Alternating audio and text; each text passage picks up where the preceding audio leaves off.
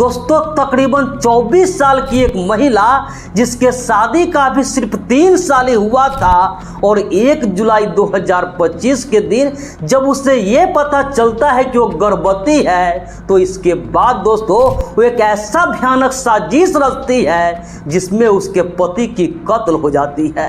और फिर 7 जुलाई 2025 के दिन जिस हाल में उसके पति का बॉडी मिलता है उसे देखने के बाद हर किसी का रोंगटे खड़ा हो जाता है। लेकिन सवाल है कि आखिर उसकी कत्ल क्यों की गई थी, इस कत्ल की वजह क्या थी और वो कातिल कौन था। जब आप भी इस पूरे घटना की कहानी सुनेंगे तो दांतों तले उंगलियां दबा लेंगे, ये आपको भी सोचने पे मजबूर कर देगी। नमस्कार, प्रणाम, मैं सर्वेश राज। आज की इस घटना की कहानी शुरू करूं इससे पहले आपसे एक छोटी सी गुजारिश है, आप प्लीज वीडियो को लाइक कर दीजिए, साथ ही साथ चैनल को भी सब्सक्राइब कर लीजिए ताकि मेरा हौसला बढ़ता रहे।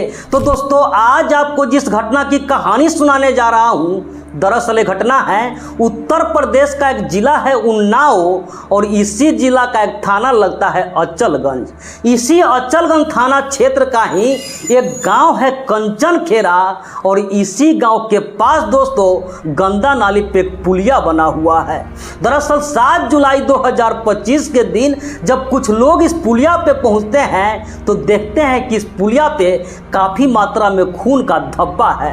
अब इस बात की जानकारी पुलिस वाले को दी जाती है और जैसे ही पुलिस वाले सुनते हैं तुरंत उस पुलिया पे पहुंचते हैं और खोजबीन की प्रक्रिया शुरू करते हैं। और इसके बाद दोस्तों उस पुलिया के नीचे नाला में से तकरीबन 30 साल के एक व्यक्ति का बॉडी मिलता है और उसका जो बॉडी होता है दोस्तों उससे पोपलैंड मशीन के जरिए बाहर निकालते हैं। प्रथम दृष्टया से दोस्तों यही लग रहा था जैसे कि किसी ने बड़े ही बेरहमी से बड़े ही बर्बरता के साथ इसके गला को रेत दिया हो और उस व्यक्ति का कत्ल करके उसके बॉडी के इस नाले में फेंक दी हो। लेकिन पुलिस वाले के पास दोस्तों ना तो इस कत्ल की वजह पता थी और न ही पुलिस वाले को यह पता था कि आखिर ये व्यक्ति कौन है।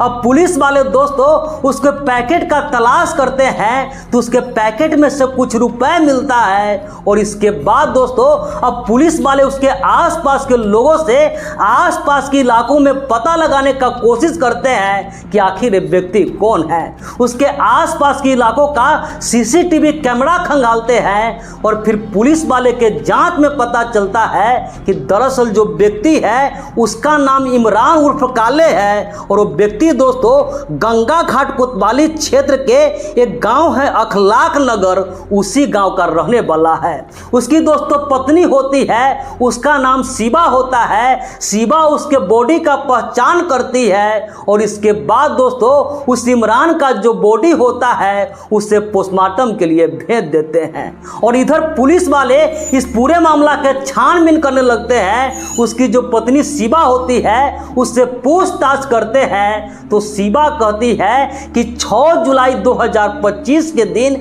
यानी कि संडे के शाम को उसका एक पुराना दोस्त का फोन आया था और उसी से बात करके उससे वो मिलने चला गया। इसके बाद वो वापस नहीं लौटा।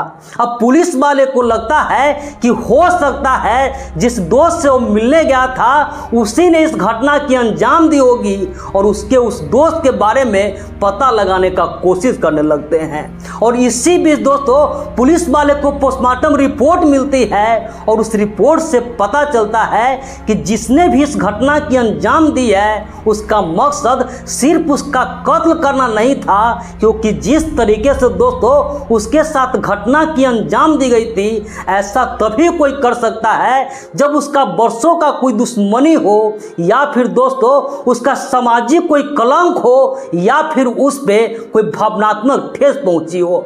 अब पुलिस वाले दोस्तों उसके आसपास के इलाकों में यानी कि जो इमरान होता है उसके मोहल्ला में लोगों से जब पूछताछ करते हैं तो पुलिस वाले को पता चलता है कि जिस दिन घटना घटी थी यानी कि 6 जुलाई 2025 के रात तकरीबन 9 बजे के आसपास उसी थाना क्षेत्र का एक गांव है तुर्किया बदर का, और उसी गांव का रहने वाला एक व्यक्ति होता है जिसका नाम होता है फरहान उर्फ चुन्ना, और उसका एक दोस्त होता है जिसका नाम होता है रफीक कुरैशी उर्फ लल्ली।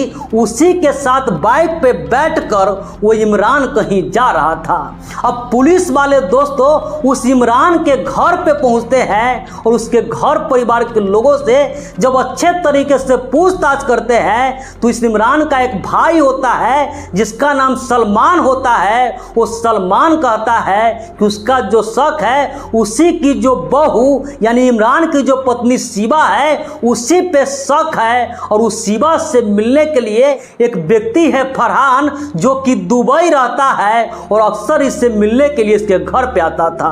अब पुलिस वाले दोस्तों फिर से उस शिवा से पूछताछ करते हैं, लेकिन फिर से जो शिवा थी पुलिस वालों को गुमराह करने का कोशिश करती है, लेकिन पुलिस वाले जब उसके पत्नी शिवा का कॉल डिटेल्स निकलवाते हैं तो उसके सीडीआर से पता चलता है कि वो एक व्यक्ति से घंटों घंटों तक बात करती थी, और जो व्यक्ति था वो कोई और नहीं बल्कि वही व्यक्ति था जिसका नाम फरहान था, और जिसके साथ दोस्तों उसका जो पति था वो रात को बाइक से बैठ कर गया था।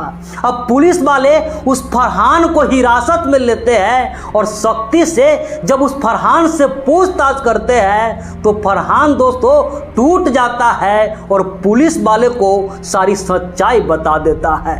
दरअसल दोस्तों उसकी पत्नी जो शिवा थी उसका पहला शादी सफीपुर के एक व्यक्ति से हुई थी, लेकिन 3 साल पहले अपने उस पति को छोड़ करके वो जो इमरान होता है उससे लव मैरिज कर ली थी और उसी के साथ रहने लगी थी।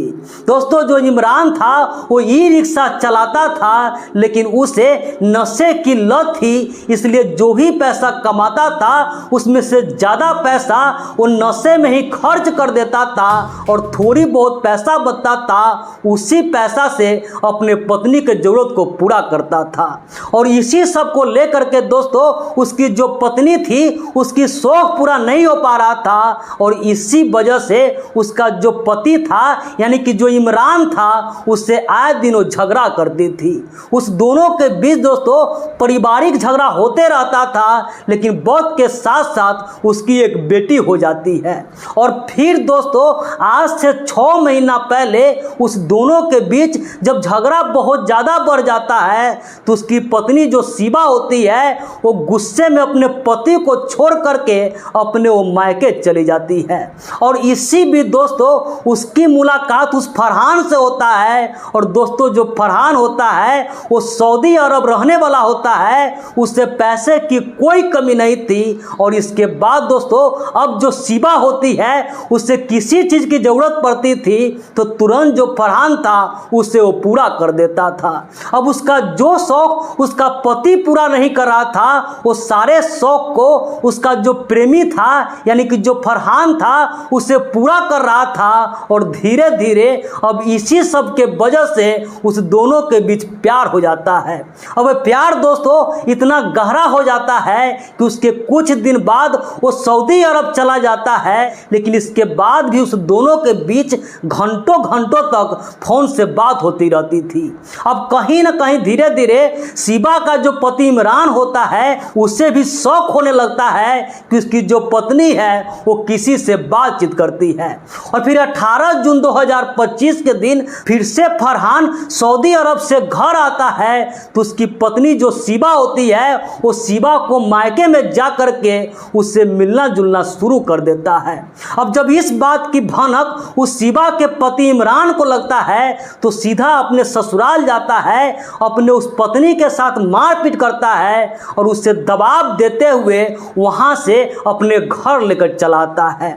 शिवा दोस्तों अपने पति के साथ ससुराल चली जाती है और वहां पे दोस्तों 1 जुलाई 2025 के दिन जब उसे ये पता चलता है कि वो गर्भवती हो गई है, तो उसका जो प्रेमी होता है यानी कि जो फरहान होता है उससे बातचीत करती है। तो फरहान कहता है कि तुम गर्भपात करवा लो, लेकिन दोस्तों जो शिवा होती है वो इसके लिए मना कर देती है। वो फरहान से कहती है कि मैं आपसे ही शादी करूंगी, मैं अब आप ही के साथ रहूंगी और इसके लिए जो मेरा पति है उसका कत्ल करना होगा।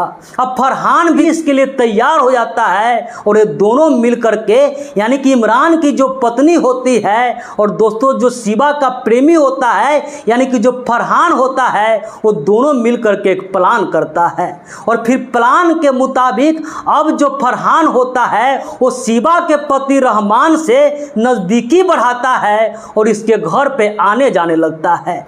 और इसके बाद दोस्तों 6 जुलाई 2025 के दिन इसमें एक और व्यक्ति को साथ में लेता है। वो दोस्तों फरहान का दोस्त होता है और उसका नाम दोस्तों होता है रफीक कुरैशी उर्फ लल्ली। वो उसके साथ बातचीत करता है और उसी के मदद से वो जो रहमान होता है उसे फ़ोन करके मिलने के लिए बुलाता है। और जब वो मिलने के लिए पहुंचता है तो वहाँ पे दोस्तों उस रहमान को चरस का नशा करवाता है और इसके बाद दोस्तों और भी ज़्यादा नशा में होने के लिए उसे शराब भी पिलाता है। और जब वो पूरे तरीके से नशे में टूल हो जाता है तो उसे अपने साथ बाइक पर बैठा करके वहाँ से तकरीबन 8 किलोमीटर के दूरी पे वहीं कंचन खेरा जो गांव होता है उस पुलिया पर लेकर पहुँचता है।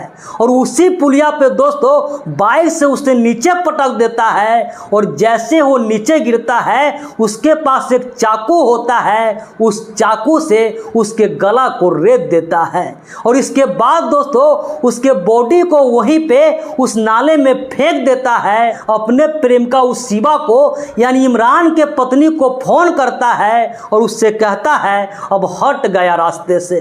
और वो दोनों दोस्तों वहाँ से चला जाता है। शायद उस सभी को लगा था कि कभी इसमें हम पकड़े नहीं जाएंगे, लेकिन पुलिस वाले दोस्तों जब इस पूरे मामला के छानबीन करते हैं तो सारी सच्चाई सामने आ जाता है। और इसके बाद दोस्तों वो जो शिवा होती है वो फरहान होता है, उस दोनों पे आगे की कार्रवाई करते हुए उसे सलाखों के पीछे भेज देते हैं। और दोस्तों जो तीसरा व्यक्ति होता है वो अभी भी फरार है। पुलिस वाले उसकी गिरफ्तारी के लिए तलाश करना शुरू कर देते हैं। लेकिन दोस्तों इस पूरे घटना पर आपकी क्या राय है? ऐसे पत्नी के लिए आप क्या कहना चाहेंगे? कमेंट करके जरूर बताइएगा। तो इस पूरे घटनाक्रम सुनाने का उद्देश्य किसी के भी भावनाओं को आहत करना नहीं था, किसी का भी दिल दुखाना नहीं था, बस समाज में हो रही इसी घटनाओं से केवल आपको जागरूक करना था, सतर्क करना था। तो मिलते हैं ऐसी किसी नेक्स्ट वीडियो में। जब तक के लिए जय हिंद, वंदे मातरम।